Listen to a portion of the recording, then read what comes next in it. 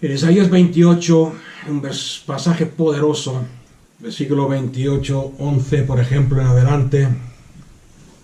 Voy a cambiar de versión porque la que estoy leyendo aquí está en hebreo. Y ahora no voy a traducirlo así mentalmente. A ver cuál escogemos. Esta misma, el versículo, capítulo 28. El capítulo entero, si queréis leerlo después en vuestra casa, veréis que está hablando a Jerusalén, a Israel, o usa la palabra Sión. Sión es el nombre de Jerusalén, que es lo que hemos leído. Jerusalén está construida sobre cinco montes, ¿ok? Y uno de ellos es el monte Sión. Y está hablando de Sión, de Jerusalén. En el versículo 13 vamos a ver el contexto. Por lo cual la palabra del Señor para los moradores de Jerusalén, de Sión, será mandato sobre mandato, mandato sobre mandato, línea sobre línea, un poco aquí, un poco allá, para que vayan y caigan de espaldas y se quiebren los huesos y sean enlazados y apresados. Esto es un juego de palabras en hebreo, ¿okay? Por eso he cambiado de versión, porque la que normalmente leo está en hebreo.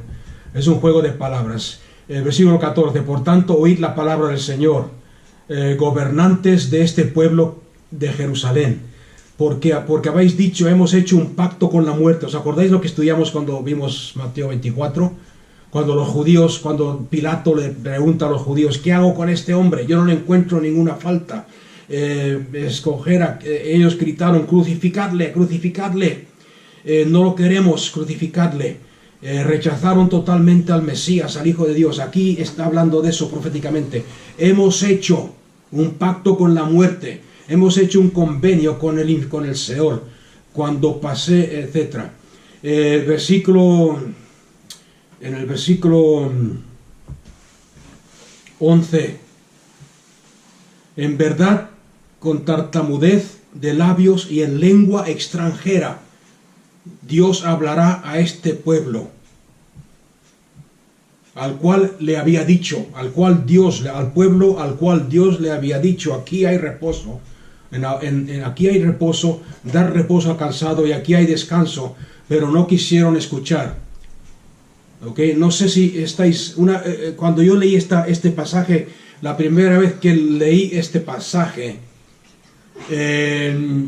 cuando era joven, hace años, no tantos, pero unos pocos, no lo entendía. Dije yo, tartamudez, labios de lengua extranjera. Y después lo comparé con Joel, donde dice, porque en los últimos días o en los postreros días derramaré de mi espíritu sobre toda carne. Vuestros hijos y vuestras hijas profetizarán, vuestros ancianos soñarán sueños, y sobre los siervos y las siervas derramaré de mi espíritu, y hablarán en nuevas lenguas. En verdad, con tartamudez de labios y en lengua extranjera, Dios hablará a este pueblo. ¿A qué pueblo? Está escribiendo al pueblo de Sión, a Jerusalén. Hay vosotros gobernantes de Jerusalén. Aquí hay reposo, en orar en el Espíritu, en hablar en lenguas hay reposo, hay descanso, pero no quisieron escuchar a la palabra de Dios. En el versículo 16, por tanto, como no quisieron escuchar, y esta señal de que le hablaré a mi pueblo con tartamudez y con lenguas de extranjeros, he aquí pongo por fundamento en Sión, en Jerusalén, en Israel, una piedra probada, angular, preciosa, fundamental, bien colocada. El que crea no será avergonzado o no será perturbado. ¿Okay? Pondré el juicio por medida y la justicia por nivel. O sea que lo que está hablando aquí es de Cristo. Como no creyeron a los profetas, les hablaré con lengua de tartamudez. Vamos a verlo rápidamente en otra versión que es un poco más clara. Pues bien, en otras lenguas y en labios de otros pueblos hablaré a este pueblo de Sión, diciéndoles, este es el reposo para el hambriento y esta es la calamidad, pero no quisieron oír. Entonces yo pondré por fundamento en Sión una piedra probada, escogida, angular, preciosa, de cimiento estable. El que crea en él, usa el pronombre de él, a la piedra se refiere como él. ¿Por qué? Porque está hablando de Cristo. De ningún modo será avergonzado. Ahora quiero que comparéis eso con Joel, si queréis, porque quiero llegar a un punto importante. Joel capítulo 2. Y después de esto derramaré mi espíritu sobre toda, después de esto derramaré de mi espíritu sobre toda carne, y vuestros hijos y vuestras hijas profetizarán, y serán soñados sueños por vuestros ancianos, y vuestros jóvenes verán visiones. También sobre el esclavo y la esclava, siervo y sierva, derramaré mi espíritu en aquellos días, y haré prodigios en los cielos y en la tierra. Fijarse bien, ¿ok? Porque esta es la parte que a mí me costaba entender cuando leía estos pasajes hace años. También sobre los esclavos y las esclavas derramaré mi espíritu en aquellos días, y haré prodigios en los cielos y en la tierra, sangre y fuego y columnas de humo. El sol será convertido en tinieblas y la luna en sangre, antes que llegue el día de Jehová grande. Entonces todo el que invoque el nombre de Jehová será salvo, porque en el monte Sión, Jerusalén, y en Jerusalén quedarán los redimidos. ¿Quedarán quién? Los redimidos, los que creen y aceptan en Cristo Jesús como Señor y Salvador. Conforme ha dicho Jehová, a quienes les son anunciadas buenas noticias, el Evangelio, a los que Jehová ha llamado. O sea que aquí vemos dos cosas, en un mismo pasaje vemos dos cosas aparentemente contradictorias, ¿ok? Vemos en primer lugar un derramamiento del Espíritu Santo, y le está hablando al pueblo de Israel, un derramamiento del Espíritu Santo, profecías, sueños, visiones, grandes cosas, y al mismo tiempo vemos destrucción en el versículo 30, prodigios y señales en la tierra, sangre y fuego y columnas de humo. El sol se convertirá en tinieblas y la luna en sangre. Sin embargo, todo aquel que invoque el nombre del Señor será salvo, porque en Jerusalén quedarán los que han creído en Cristo, los redimidos. Ahora, columnas de humo. No sé si esto es una demostración del amor de Dios. Me estoy desviando un poco porque pero es importante.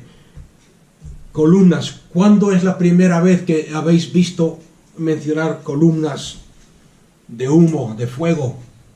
Cuando lo sacó de Egipto al pueblo de Israel, iban por el desierto. Cuando Dios sacó al pueblo de Israel de Egipto, dice que una columna de día, de humo y de fuego los guiaba durante su tiempo en el desierto. Ahora, en Éxodo 14:24, una cosa interesante que el Señor me hizo ver esta mañana mientras oraba. La columna, cuando el ejército de los egipcios vinieron persiguiendo a los israelitas, y los israelitas no tenían escape, estaban atrapados entre el mar y las montañas a los lados y el mar delante. Dice la Biblia que la columna se puso entre medio del pueblo de Israel y el ejército israelita. Ahora, si queréis leerlo, podéis leerlo. No sé cómo vamos de tiempo, se nos va rápido el tiempo, pero en Éxodo 14, versículo 24, dice: pero en la vigilia del alba aconteció que Jehová miró desde la columna de fuego y desde la nube al campamento de los egipcios, y perturbó el campamento de los egipcios. Ahora, quiero que veáis algo. En Jehová miró desde, ¿dónde estaba la presencia de Dios? ¿Dónde estaba Dios? ¿Dónde estaba su gloria? ¿Dónde estaba su presencia? Estaba en la columna de fuego. Ahora, en el texto original, si tenéis la Biblia textual, veréis que pone la columna de fuego y nube de humo. No dice y desde la nube, no son dos lugares diferentes. Desde la columna de fuego y nube Jehová miró y vio el campamento de los egipcios y perturbó a los enemigos. ¿Qué quiere decir eso? Quiere decir la columna, imaginárselo un momento, el pueblo judío, los israelitas están delante, atrapados por el mar y los montes a los dos lados. El enemigo está detrás, el pueblo de Dios y el enemigo detrás. En medio está la presencia de Dios en una columna de fuego. Ahora, si seguís leyendo veréis algo interesante, y es lo que tenemos que aprender como creyentes, porque sigue siendo realidad hoy. Dios no ha cambiado. Por un lado, habéis escuchado un versículo que nos gusta citar y siempre lo citamos mal citado, lo citamos para asustar a la gente, a los cristianos, para que no hagan cosas malas.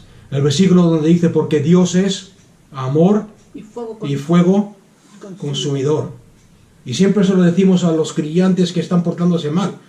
Dios es amor, pero también Dios es amor, pero te la va a castigar.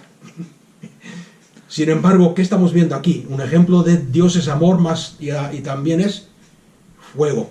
En el lado de los enemigos, ¿qué era la columna? Fuego, relámpagos, truenos, juicio. Y en el lado de los judíos, la misma columna, ¿qué era? Luz, paz, protección. El mismo Dios, amor, fuego consumidor. No sé si lo estáis viendo o no. Además que lo explica más claro más adelante. Entonces, ¿qué quiero decir con todo esto? Por un lado eran tinieblas, relámpagos y juicio y oscuridad. Por el otro lado, luz, esperanza, el mismo Dios. Cuando en el mundo en el cual estamos viviendo hoy, Dios está sentado sobre el trono. Cristo Jesús es el Rey de Reyes. Cuando Israel vivía en Egipto, dice, en todo el pueblo egipcio habían tinieblas durante 3 días. Sin embargo, en Gosén, donde estaba el pueblo de Dios, había luz. En medio de la persecución, en medio de las guerras y pestilencias y rumores de guerra y persecución contra los creyentes, que vendrá y será más, y vendrá fuerte. Sin embargo, Cristo Jesús sigue reinando, y tú y yo, como hijos de Dios, somos responsables de proclamar el reino, declarar que ya está entre nosotros. Volviendo al tema, en Isaías hemos visto antes, y con lengua de tartamudos o lenguas extrañas y con lenguas de gente extraña hablaré a mi pueblo, y aún así no creerán en mí. En Joel se cumple esa profecía. Joel vuelve a profetizar, porque derramaré de mi espíritu sobre toda carne y profetizarán. Después en Hechos capítulo 2, no sé si os está ayudando esto, sirviendo de algo. En Hechos capítulo 2, cuando llegó el día de Pentecostés, estaban todos juntos en el mismo lugar, y de repente llegó del cielo un estruendo como de una ráfaga de viento impetuoso, el cual llenó toda la casa donde estaban sentados, y se le aparecieron lenguas como de fuego, que se repartieron y se posaron. Fijarse bien las palabras, ¿ok? No dice que le aparecieron lenguas de fuego, dice que se le aparecieron lenguas como de fuego, y se posaron sobre cada uno de ellos. En la presencia de Dios, la gloria de Dios, Dios mismo se sentó sobre ellos, y fueron llenos del Espíritu Santo, y comenzaron a hablar en diferentes lenguas, según el Espíritu les concedía hablar. Y había en Jerusalén, ¿de qué está hablando Isaías? ¿De quién está hablando Joel? ¿A quién fueron dirigidas las palabras del profeta Isaías? A los que están en Jerusalén, a los de Sión. Y había en Jerusalén varones judíos, piadosos, piadosos quiere decir que cumplían la ley, provenientes de toda nación debajo del cielo. Y cuando ocurrió este estruendo, la multitud se reunió, y estaban confusos porque oían a cada uno hablando en diferentes lenguas, en su propia lengua. Y estaban asombrados y maravillados, y decían, mirad, ¿no son galileos todos estos que hablan? Ahora quiero llegar al sermón Pedro. Entonces Pedro, poniéndose de pie con los 11, alzó la voz y les dijo: varones judíos y todos los que habitáis en Jerusalén, esto os sea conocido y escuchad mis palabras, porque estos no están borrachos como vosotros pensáis, pues son las 9 de la mañana, sino que esto es, fijarse en las palabras una vez más, esto es, no está diciendo aquí esto es parecido a lo que profetizó Joel, no está diciendo esto es similar a lo que dijo Joel. ¿Qué dice aquí? Esto es lo que dijo el profeta Joel. ¿Qué es lo que dijo el profeta Joel? Y va a acontecer en los postreros días, dice Dios, que derramaré de mi espíritu sobre toda carne, y vuestros hijos y vuestras hijas profetizarán, vuestros jóvenes verán visiones y vuestros ancianos soñarán sueños. Y daré prodigios arriba en el cielo y señales y milagros abajo en la tierra, sangre y fuego y vapor de humo. El sol, fijarse cómo cambian las palabras. Hemos leído en Isaías, este es el día grande y terrible del Señor. ¿Qué dice aquí el apóstol Pedro? ¿Se ha equivocado Pedro? El sol se convertirá en tinieblas y la luna en sangre antes que venga el día grande y glorioso del Señor, y sucederá que todo el que invoque el nombre del Señor será salvo. Varones israelitas, oíd estas palabras: Jesús Nazareno, varón aprobado por Dios entre vosotros con maravillas y prodigios y señales milagrosas que Dios hizo por medio de él entre vosotros, como también vosotros sabéis. A este, entregado por el determinado designio y anticipado conocimiento de Dios, vosotros lo matasteis. ¿Os acordáis de Mateo 24? Por mano de inicuos crucificándolo. Está hablando a un pueblo específico, vosotros, a una gente. A este que vosotros entregasteis, a este que vosotros matasteis, Dios lo levantó, habiendo soltado los dolores de la muerte, porque no era posible que él fuera retenido por la muerte. Y sigue hablando, pues no van de las profecías de David, pero quiero que lleguemos al versículo 32. A este Jesús que vosotros entregasteis, Dios Dios lo resucitó, de lo cual todos nosotros somos testigos porque lo hemos visto resucitado. Así que este Cristo Jesús que vosotros entregasteis y matasteis, Jehová Dios lo ha resucitado y lo ha exaltado a la diestra de Dios, y habiendo recibido del Padre, lo ha exaltado a la diestra de Dios, lo ha sentado, como dice Pablo, lo ha sentado a su diestra de Dios, sentado a la diestra como Rey y Señor, y le ha dado un nombre que es sobre todo nombre. Y habiendo recibido del Padre la promesa del Espíritu Santo, derramó esto que vosotros estáis viendo y oyendo. Porque Dios le dijo a su Hijo: siéntate a mi diestra hasta que ponga a tus enemigos por estrado de tus pies. Sepa pues con certidumbre toda la casa de Israel que a este Jesús a quien vosotros crucificasteis, lo vuelvo a repetir, Dios lo ha hecho Señor y Mesías y Cristo. Ahora fijarse en el 37. ¿Sabían los judíos de qué estaba hablando Pedro? Yo creo que sí, porque los judíos tienen una particularidad, que desde los 13 años en adelante tienen que aprenderse los profetas de memoria. De hecho, en la ceremonia religiosa donde un niño judío pasa a ser hombre, Bar Mitzvah creo que se llama, tienen que citar uno de los capítulos de Isaías. Se lo saben de memoria.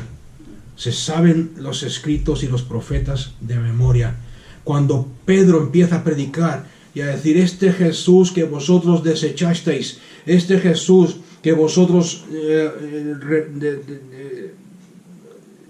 despojasteis de él, este Jesús que vosotros crucificasteis y matasteis, Dios el Padre lo ha hecho Rey de reyes y Señor de señores, y está sentado en el trono como Rey. Y esto que estáis viendo es la señal de que es verdad. de que ha triunfado, de que ha vencido, de que ha muerto en la cruz y ha resucitado, de que ha muerto como lo habéis visto vosotros, pero ha resucitado porque es Rey de Reyes, Señor de Señores y es el Mesías. Cuando oyeron esto, dice la Biblia, fueron compungidos en el corazón. En otras palabras, se asustaron y dijeron a Pedro y a los demás apóstoles, ¿qué tenemos que hacer entonces? ¿Qué hacemos ahora? ¿Qué hacemos? Se dieron cuenta de lo que habían hecho. Y Pedro les responde, arrepentíos. ¿Arrepentíos de qué? De lo que habían hecho, de rechazar a Cristo. Y bautizarse cada uno de vosotros. En otras palabras, arrepentíos por haber rechazado al Mesías. Y bautizarse, acordarse que bautizarse quiere decir ser introducidos dentro de. Arrepentíos por rechazar a Cristo y en dejarse introducir en Cristo Jesús para liberación de vuestros pecados y recibiréis el Espíritu de Dios. ¿Entendéis lo que está pasando? Y esto es el tiempo en el cual estamos viviendo. ¿Ha desechado Dios a Israel? No totalmente. ¿Por qué? Porque como hemos visto antes en Isaías, hay un remanente, un remanente. Y es por eso que 1 Corintios capítulo 14, versículo 22 dice, porque las lenguas son una señal para los que no creen. Las lenguas son una señal para los que no creen. Para aquellos que no creyeron que Cristo Jesús era el Mesías. Para aquellos que no creyeron que Cristo Jesús era el enviado por Dios. Para aquellos que no creyeron que Jesús el Nazareno, que el Dios que se hizo carne, Jesús Nazareno que vivió entre ellos, era el Hijo de Dios, es el Hijo de Dios que vino a morir por ellos en la cruz de caballo, para que aquellos que no creyeran, al escuchar a toda esta gente hablando en lenguas de tartamudos, en lenguas extrañas, en lenguas que no conocían, muchas de ellas, se dieron cuenta, era verdad, es lo que Isaías dijo, hemos matado al Mesías. Por eso que las lenguas son como señal para los que no creen. Eso está en 1 Corintios 14, 22, si queréis buscarlo. Sin embargo, hoy en día hemos cogido, como hacemos con todo, con la palabra de Dios que debería darnos vida, traernos vida, libertad. Lo hemos cogido, lo hemos hecho cadenas y limitaciones. Hay que ser ordenados, no hay que hablar en lenguas porque la gente se ofende, la gente se asusta, la gente se espanta, los niños tal. ¿Qué está diciendo aquí Pedro? ¿Qué está diciendo Isaías? ¿Qué está diciendo Joel? ¿Qué están diciendo los apóstoles? Las lenguas son para los que no creen. Los que no creen que Cristo es el Señor. Los que no creen que Cristo es el Mesías. Los que no creen que Cristo ha resucitado. Los que no creen que Cristo está sentado sobre el trono. Los que no creen que todos dominio y todo gobernante y todo principado está debajo de sus pies. Los que no creen que Cristo ha resucitado y nos ha justificado y nos ha hecho el templo del Espíritu de Dios, la iglesia del Dios viviente, que Dios vive en nosotros. ¿Me entendéis o no? Entonces cuando yo oro en lenguas no solamente me edifico a mí mismo, sino que estoy declarando Cristo ha resucitado, porque si no hubiese resucitado no hubiese mandado al Espíritu Santo a morar en mí. Es una señal del reino, es una señal del reino de que Cristo reina. Ahora vendrá un día, como hablamos antes al principio, vendrá un día cuando Jesús vendrá, porque lo ha prometido, vendré a vosotros y vendrá en las nubes y descenderá con aquellos hermanos nuestros que han muerto desde antes. Veremos a Jesús en las nubes, lo veremos sobre un caballo blanco, vestido con un manto blanco, una túnica que le llega a los pies, una cinta grande dorada con su nombre escrito en la piel, aquí que dice Señor de señores y Rey de reyes, triunfante y vencedor, ya no como el cordero, sino como el león de la tribu de Judá. Y vendrá con sus ángeles y vendrá con sus santos, los que han muerto, nuestros hermanos que hayan muerto antes que nosotros. Veremos a Abraham, veremos a José, veremos a qué sé yo, un montón, nombra. Y nosotros cuando lo veamos venir, Diremos, Señor, lo recibiremos en gloria. Majestad, Rey de Reyes, Señor Todopoderoso, bienvenido. Aquí está tu talento, aquí está tu reino, aquí están las naciones que Dios te ha prometido por herencia. Es por eso que cuando Jesús nos da las órdenes en Mateo, al final de los evangelios, dice, id por todo el mundo y haced discípulos ¿de qué? ¿De individuos? No, dice ir y hacer discípulos de las naciones, porque cogeremos las naciones y diremos, aquí están Jesús, Señor, y descenderá del cielo y establecerá su reino, y nosotros reinaremos con él, sentados a la diestra de Cristo como esposa del Cordero. Y si no sabéis juzgar, y si no sabéis reinar, dice Cristo Jesús a sus fieles, ahora, ¿cómo reinaréis?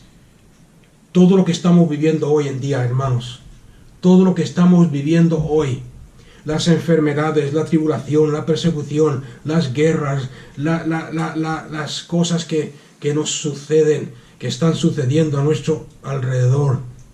Estamos viviendo, por así decirlo, un tiempo de enseñanza, un tiempo de práctica, un tiempo de poner en práctica lo que Cristo Jesús hizo cuando venció en la cruz del Calvario. Es un tiempo de prueba.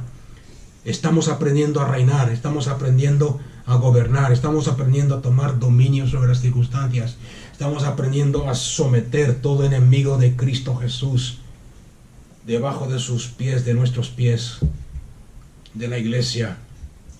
Estamos aprendiendo a gobernar, porque llegará un día cuando Cristo Jesús vendrá, y yo lo creo sinceramente que vendrá cuando vea que su esposa maduró, que la esposa ha aprendido la lección, que la esposa ha aprendido a gobernar y a dominar, porque no va a sentarse con una esposa infantil, no va a sentarse en un trono a gobernar las naciones de la tierra con una esposa infantil, con una esposa quejica, con una esposa débil, con una esposa sin autoridad, con una esposa que se asusta de cualquier mentira y cualquier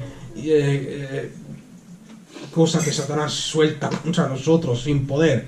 Y cuando la esposa y el espíritu digan, ven Señor Jesús, ven pronto, descenderá, le entregaremos las naciones, aquí están.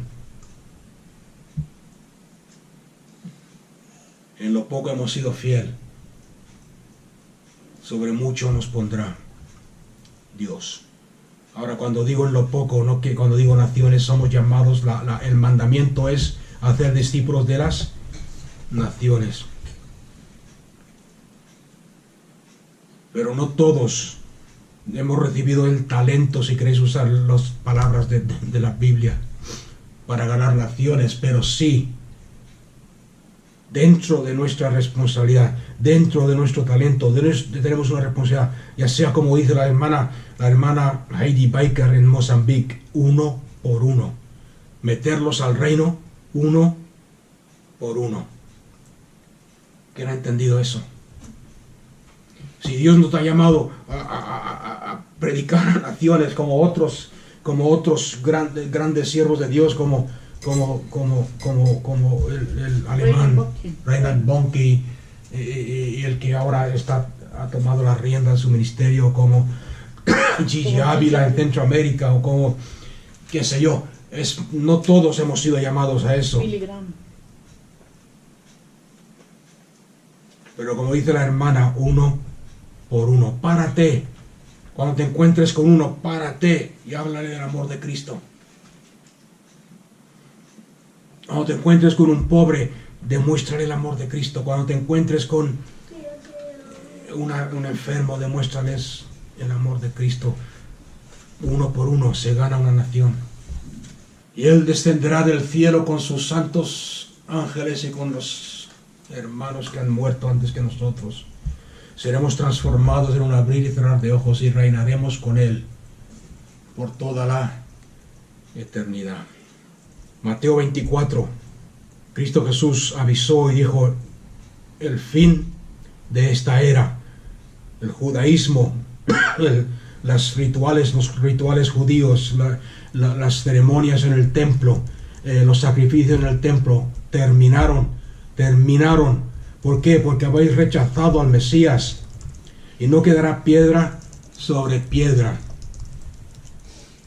Segunda época o era, como queréis llamarlo, la era de la iglesia, la era de los gentiles, la era del reino de Dios.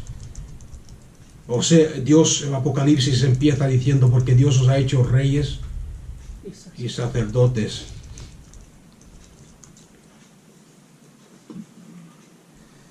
Ahora, ¿quiere decir eso que todo nos va a ir bien como somos reyes? No, porque aunque Cristo Jesús está sentado sobre el trono, estamos en un lugar donde la rebeldía sigue.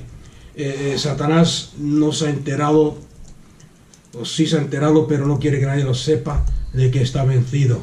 Y por eso engaña a todo aquel que puede, con mentiras. Dios no te ama, Dios te ha desechado, Dios ya ha venido, Dios ya ha resucitado a los muertos y tú te has quedado. Dios ya no te puede usar, Dios no te puede perdonar.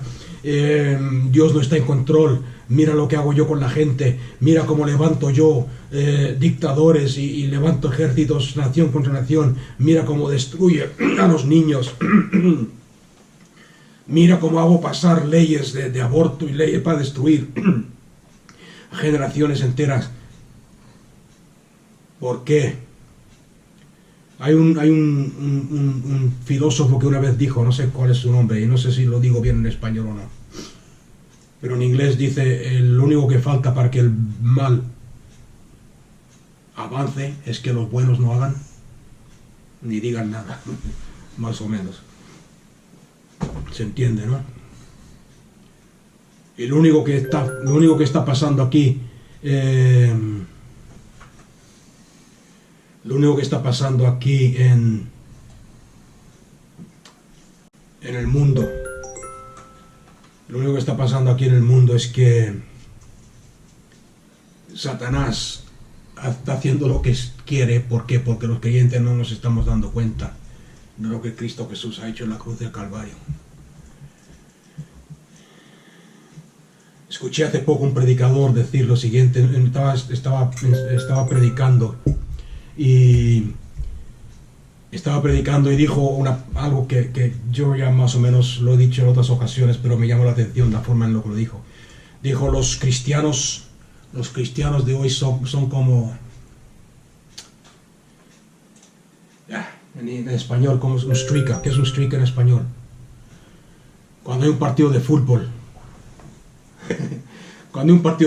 entre el Barça y el Madrid, siempre hay algún payaso que se quita toda la ropa y sale por en medio de la pista desnudo, ¿no?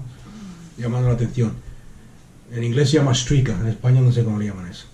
Pero bueno, dice, los creyentes de hoy son como esos, que solamente se ponen el casco de la salvación y no se ponen el resto, y andan por la vida desnudos, con el casco de salvación puesto, pero sin el resto de la armadura, y con una maleta con sus bienes, como diciendo, han sido salvos, han aceptado a Cristo como Señor y Salvador, y con eso les sobra, y tienen la maleta lista, preparada para cuando venga Cristo y para irse. Cuando la palabra de Dios dice vestíos, el apóstol Pablo dice bien claro, vestíos de Cristo para que no os despojaos de vuestra vestidura sucia y pecaminosa, vestíos de Cristo para no ser hallados desnudos. Vestíos de toda la armadura de Dios, vestíos de Cristo. ¿Qué quiere decir eso? Poneos la salvación, que es el casco, poneos el yelmo, que es la justicia, poneos la espada, que es la palabra de Dios, poneos el calzado, que es el poder del Evangelio, vestíos de Cristo para no ser hallados en vergüenza, avergonzados y desnudos. Entonces estamos en esa época cuando el número, dice la Biblia, cuando el número de los gentiles se ha cumplido, entonces los judíos, no desechamos los judíos, leer Romanos 11, entonces los judíos que han creído que Cristo Jesús es el Mesías por el testimonio de los gentiles, vendrán y serán salvos. ¿Os acordáis que hablamos del olivo que fue injertado? Serán salvos. Y el estado posterior de la iglesia Y está hablando de la iglesia, no del pueblo judío. El pueblo judío como pueblo no será más. Lo que sí será es el cuerpo de Cristo, judío y gentil, creyendo en Cristo como cabeza, que serán un solo, un nuevo hombre. Un nuevo hombre en Cristo Jesús. Si hoy en día, y quiero terminar con esto, si hoy en día, cuando Dios visita a su pueblo, a los gentiles, cuando vivimos un avivamiento, ahora, no sé si todos aquí que estáis escuchando lo habéis vivido o no, pero nosotros, gracias a Dios, como he dicho muchas veces, sí hemos vivido, hemos pasado por 2 o 3 avivamientos, y es glorioso y es poderoso de ver la gloria de Dios y ver la redención de las almas y ver cómo los pecadores vienen arrepentidos a los pies de Cristo. Y si es poderoso con los judíos estando fuera, imaginarse cómo será un avivamiento cuando los judíos sean parte del cuerpo de Cristo. Será algo tan impresionante que somos incapaces de imaginarlo. Es por eso que Cristo Jesús nos dice no dejar de orar por Israel, no dejar de orar por Jerusalén, orar por ellos, porque los estoy llevando a la envidia, a que vean cómo Dios obra en los gentiles, a que vean cómo Dios redime a los gentiles, a que vean cómo Dios obra en los gentiles, a que vean cómo las promesas de Dios y el pacto de Dios se cumplen en los gentiles. Cuando ellos vean y digan, mira lo que nuestro Jehová está haciendo con los gentiles, y nosotros podíamos ser parte de eso, se unirán al cuerpo, a la iglesia. Ok, entonces termino con eso, y eso es el fin, si queréis llamarlo así, el fin de la primera era religiosa, judaísmo, sacrificios, terminó en Mateo 24, en el año 70 después de Cristo. La era que estamos viviendo ahora, gloriosa, poderosa, si queremos creer las promesas y andar en el poder del Espíritu Santo, sabiendo que Cristo está sentado sobre el trono. ¿Cuándo terminará esa era? Cuando todos los enemigos se han puesto por estrado de los pies de Cristo. La era, si queréis llamarlo, final. Lo que todo creyente que cree en Cristo está esperando. Que Cristo Jesús venga en gloria a reinar por la eternidad con sus santos ángeles y con su preciosa, santa, gloriosa, sin mancha esposa. Dejemos entonces de ver en el Apocalipsis y en las circunstancias que nos rodean, dejemos de ver tanto pesimismo, dejemos de ver el fin del mundo, dejemos de ver catástrofes y empecemos a creer, a manifestar y a glorificar al Rey de Reyes que está sentado sobre el trono. ¿Habrá persecución? Sí. Puede ser que te corten la cabeza o me la corten a mí por hablar demasiado. Puede ser. Pero eso es parte del paquete, parte de ser del reino. ¿Por qué? Porque mi vida particular, no sé de los demás, pero yo personalmente tengo la vista puesta en el cielo, no en la tierra. Porque aquellos que son de Cristo tienen su mente puesta en las cosas celestiales, la eternidad. Soy un ser eterno. Como creyentes somos eternos, lo cual pensamos y vivimos en la eternidad. Mi cuerpo puede morir, pero mi espíritu eterno vivirá para siempre. Y puedo ser de los que están aquí en la tierra y sea transformado en un abrir y cerrar de ojos y me levante con muchos otros creyentes a encontrarme con Cristo Jesús en las nubes, o puedo ser de los que muera antes, me vaya al cielo y después vuelva con Cristo en las nubes.